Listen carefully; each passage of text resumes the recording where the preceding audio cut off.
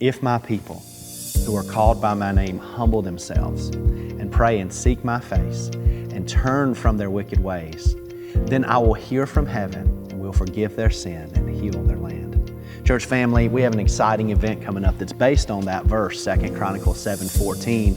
You know, that passage, God told Solomon that right after they had completed the temple, the people had had celebrations and sacrifices. God had answered their prayer. His presence was there in the temple where they could come and worship Him. And He told Solomon, listen, if I've withheld the rain, if the crops aren't bearing fruit, basically, if anything's going wrong, remind the people, humble yourself before me. Come and pray. Turn from your wicked ways. I'll bring healing. I'll bring forgiveness. I'll heal the land. We know that was God's particular word to Israel during that time, but man, how applicable that is to us as well. We're New Testament believers. We understand that we have total access to the Father. The veil has been torn. Jesus is our perfect sacrifice. We no longer need a physical temple, but boy, do we need dependent and intentional prayer. You know, I don't know about you, but as I look around, I see where we need forgiveness, where we need healing, where we need to humble ourselves and seek the Lord's face, where we need help being witnesses here in our own Jerusalem, Judea, Samaria, and ends of the earth, as Acts 1:8 speaks of. And so we're going to have this special event.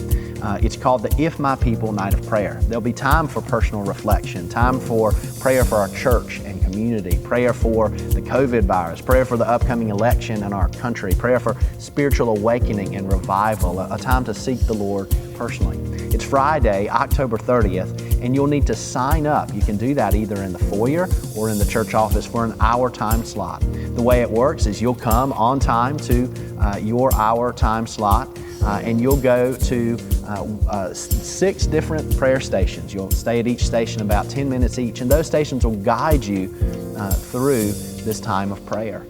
Now, I know some people may still be concerned about the COVID virus, and we understand that, but I promise you, this is far safer than going to any store. It's far safer than leaving your house for almost anything. During that 1 hour, there'll only be 6 other families on campus with you in those different slots. Other than Erica and myself who will be hosting, you won't even need to touch anything if you don't want to. Doors will be open. You can just come in. The prayer stations are scattered across our campus in large rooms, and so it's very safe. You may be thinking, well, listen, I can't, why can't I just pray for those things at home rather than coming out at 7 in the evening or 9 in the evening or 1 in the morning?